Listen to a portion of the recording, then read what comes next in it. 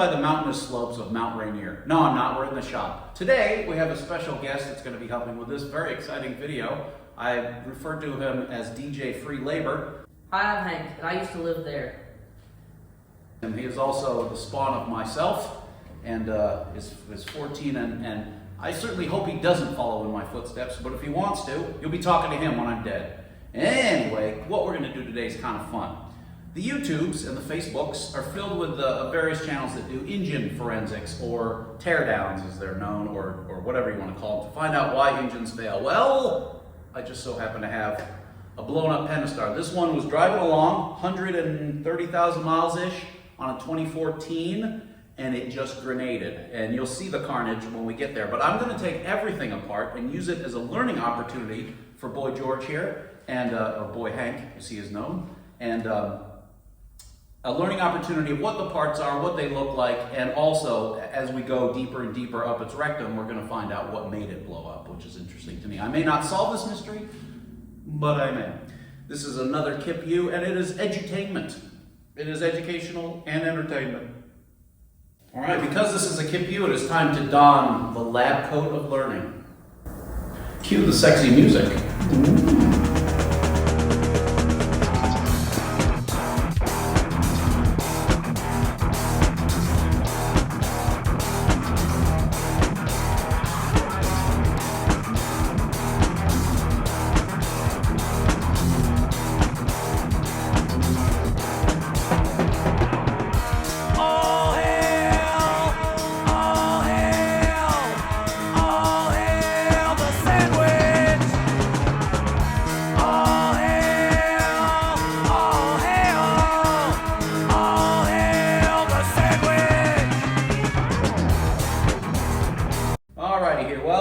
Step when you do one of these. This one has the oil pan off because I took the oil pan off to put it on the new engine. And we'll probably do top to bottom, valve covers, cams and chains and all that shit, and heads, and we'll just keep digging. All right, pull these coils. There's a 10 on each coil. I have to go get a nut. Coil. This is the coil and the coil boot.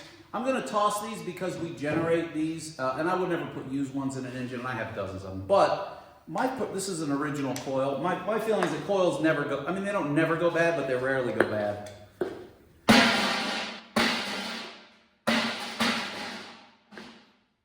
Good. Yeah.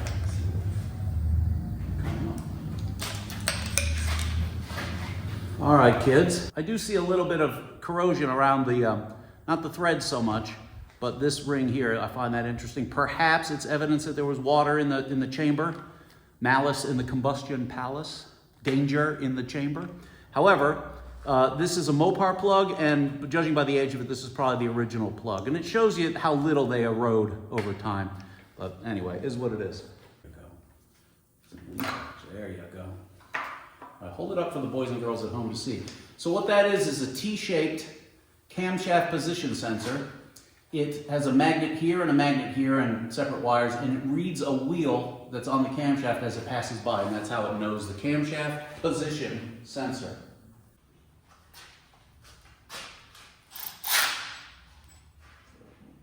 The valve cover is sealed with a rubber gasket and a tiny bit of RTV in some select spots. I should also say, what does the valve cover do, Hank? Do you know? I know what you're going to say, and I'm going to say, yeah, but then what? The valve cover stops oil from escaping? That's right, we did that on your Mustang, yes. So it's what would it be? It's like a shower curtain for drivetrain. Yeah. It comes up in the front, and then it moves off to the back. And when it goes on, it goes, all right. But we don't care about that. These cams are all okay. As I say, this engine grenaded, and it's pretty clean inside for 130. Do change the oil pretty well. I don't see any evidence that it was of abuse or anything like that. Took this valve cover off. Again, pretty clean inside. I see nothing happening. I guess I'll take this out. Aha. So I noticed, this is the forensic part of it, Dr. Quincy. I noticed that this RTV here, there's normally supposed to be a dab of RTV here and an RTV here. These are non-stock. So this has been a part. Somebody's been in here. And that somebody wrote on these two cam caps, but not in the back ones. So it's possible, and I see more junkyard writing or otherwise handwriting on the side of the head here. So this head has been off or that this has been worked on, but definitely somebody wrote those on there. I don't see anything wrong with this camshaft. It's all quite clean. I'm feeling its lobes. And I'm going to take this opportunity to describe what the camshaft does, and how it works. This may be a little remedial for some of you, but you'll just have to suffer along. I'll try and insert some dick jokes. Shaft, baby, or camshaft, the heart of the engine, the brain of the engine, actually. The heart of the engine would be the oil pump. But moving on, so what the cams do is they operate the valves. They open and close the valves. And the way they do that is they spin, they're chain driven, and they spin at half the speed of the engine. So that in the 4 strokes, you can see them spinning, and you can see that this is moving half the speed of this. This is your intake cam on this side, and what it's doing is it's a shaft with bumpy nipples on it, essentially, and that bumpy nipple pushes down on the valve, in an oversimplification, opens the valve, air or exhaust flows past the valve, and then as this lumpy part goes off of the top of the valve spring brings it back to close again. I just heard some mechanical... I hear shit happening. So we are going to find some carnage in this.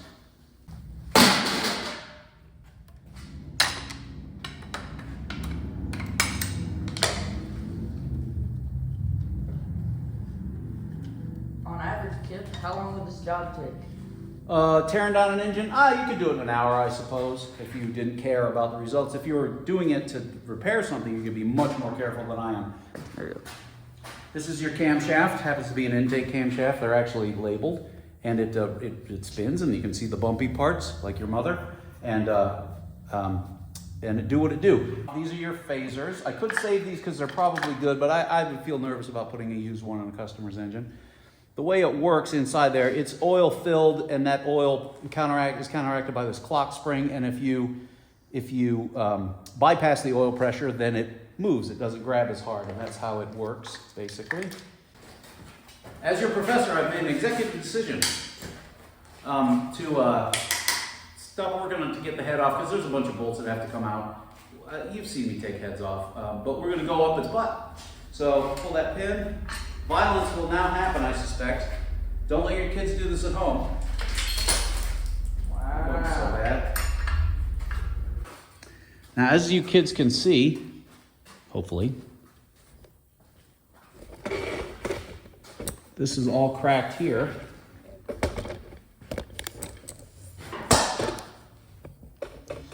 And I noticed that when I got the pen up, it's cracked here, it's cracked there, so something mechanical hit that from the bottom side. This piece, Hank, if you want to know, is called your windage tray, and it lives, if you can picture this whole thing upside down, what it does is it keeps the crank from whipping the oil surface below it, even though if you overfill it, it certainly can. Windage tray. I suppose it keeps the oil from getting on the crank and the crank from having to spin in the oil, because that would cost you efficiency. Hank is, for those of you playing along at home, Hank is 14. What's it like to be 14, Hank? I don't know. I go to school, I go home, and then I sleep. And time passes unchanged. I did the same thing. My answer for you was going to be flatulence and dick jokes, and I'm sure that's in there. That's the general gist of being 14. Flatulence and dick jokes. Guess what it's like to be 53? About the same. About the same. Okay.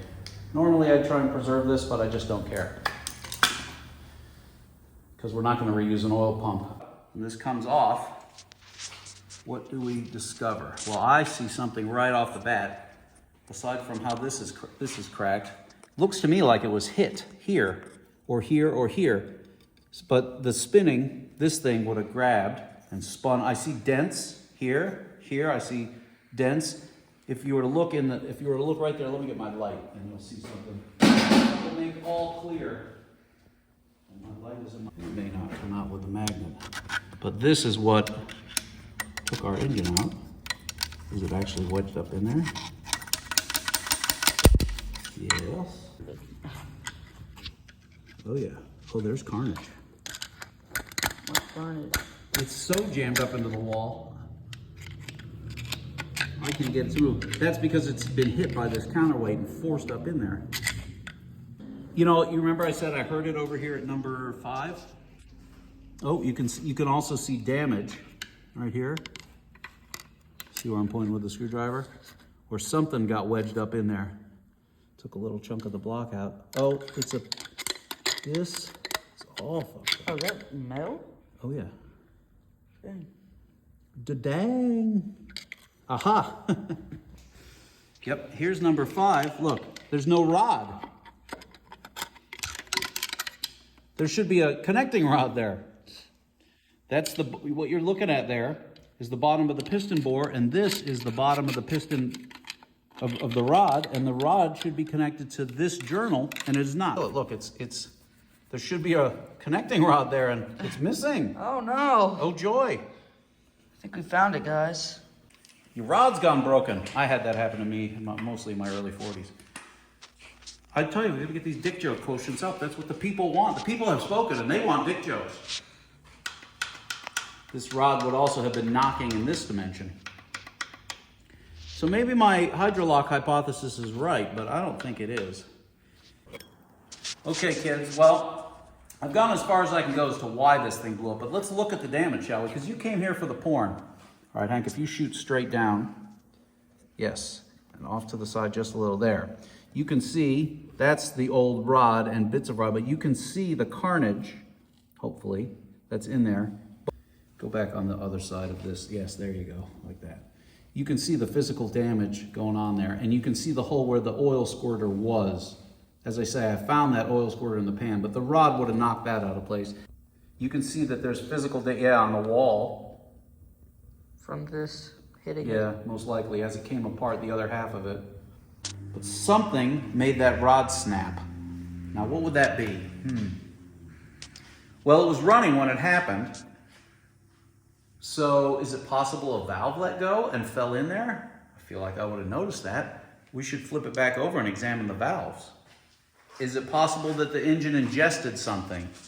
That's something I would see with my borescope if I went either in through the valve or up its anus or in through the spark plug tube. But I don't think that's the case. I think, what made it? Well, let's investigate. This is forensics. I'm your doctor. I am forensics. Okay, come over here and pull this pin, and I'll see if I have the superhuman strength it will take to rotate this back to the normal position.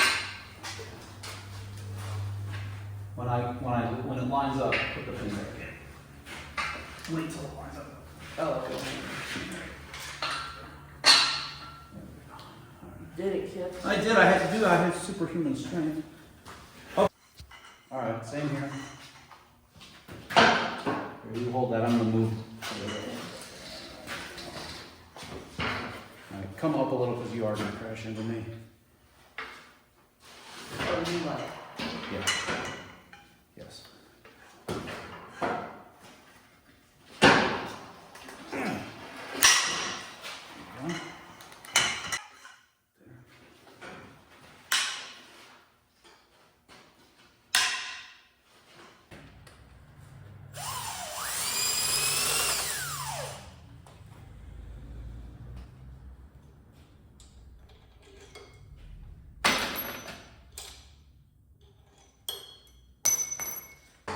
I could also get a saw in there.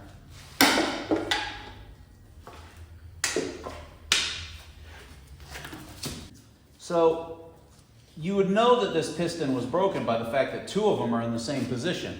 It's a 5-cylinder engine. This is the head gasket, which I'll leave on for the moment. But I do not see any damage. Well, I do see a tiny bit of damage here, right here. Yeah. Where because the piston is uncontrolled, the valve was hitting it, but the piston wasn't moving up and down. And if you hit that, it'll probably fall in. But what I don't see, hold on, look at this. There's no, can you zoom in on this? There's no force on this valve because there's no camshaft above it. It should be held tightly closed by the valve springs like all the other valves, but look, it is not. This valve is going to be bent. It may be bent because it crashed into the piston, or the piston crashed into it. Yeah, does it? All right, that hammers it shut. I think that the valve was hung open because the piston hit it as its cylinder. But there's no evidence, there's no ring, there's no damage to the cylinder wall in here. This is your head gasket, by the way. Multi-layer steel, MLS. It's a rubber in between two steel shims. Neat. I don't see any evidence of overheating, but it is not. This gasket is okay. So that's not what happened. The gasket didn't blow, the cylinder fills up with water, it can't compress the water, and it snaps the rod, and the rod crashes into the valve. But that's not what happened here. I think the rod just cracked for some reason.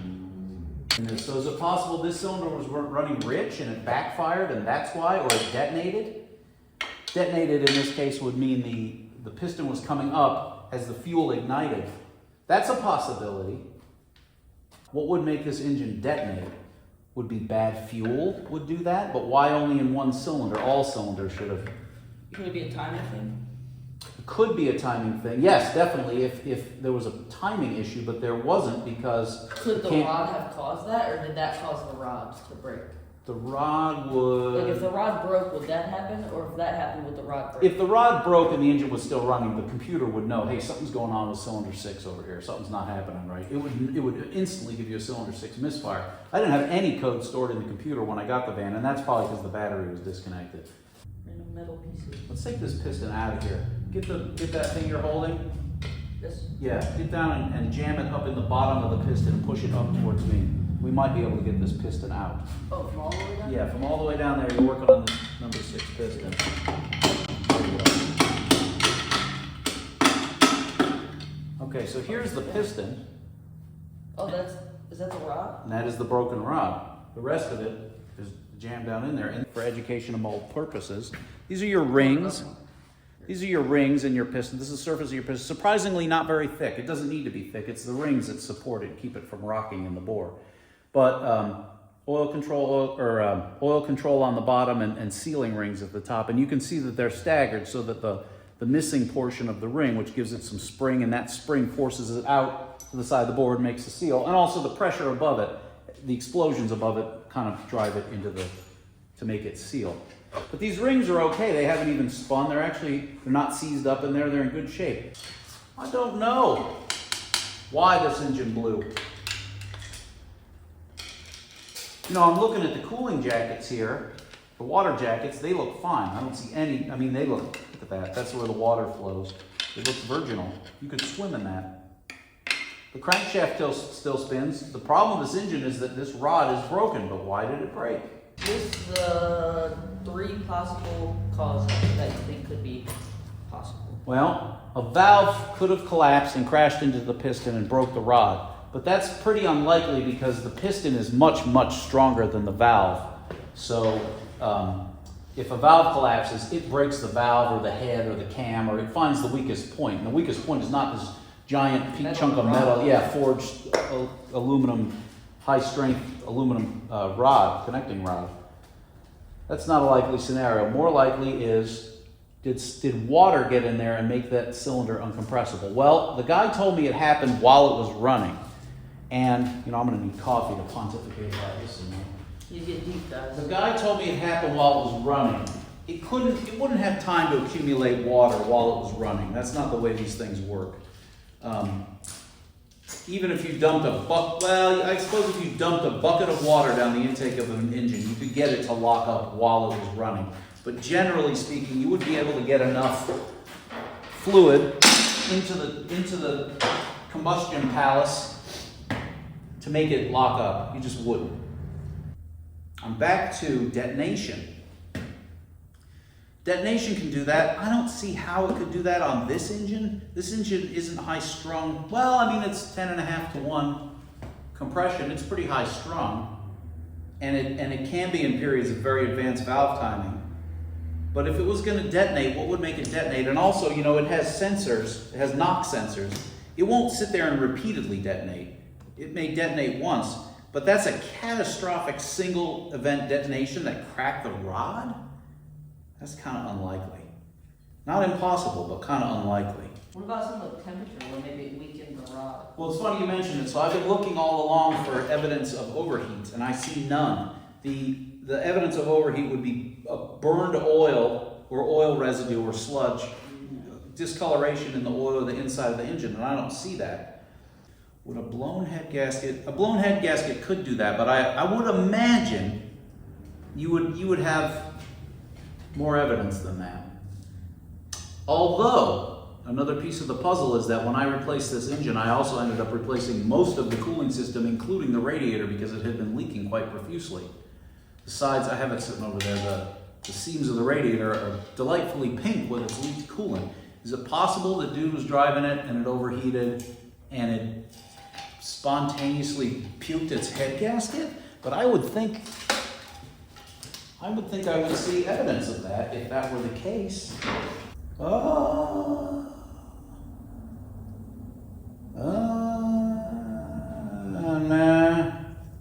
No, this is just what comes off. I wouldn't think that would be enough to do it. I don't know. If it isn't the head gasket and it isn't spontaneous rod disambiguation,